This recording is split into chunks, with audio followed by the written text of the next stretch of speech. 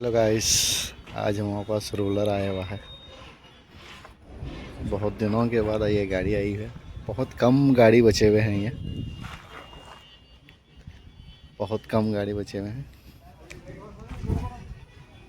ये गाड़ी देखेंगे तो पुराना टाइम याद आएगा।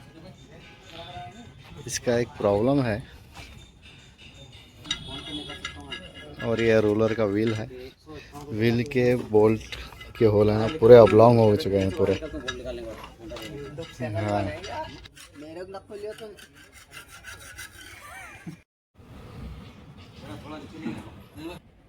पूरा जगह बता रहा हूँ।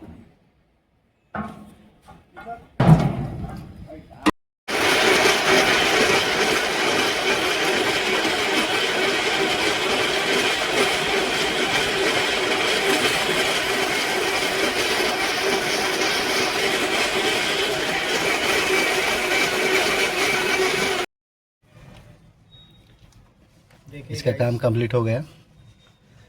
न्यू होल डाल के न्यू बोल्ट डाले हैं।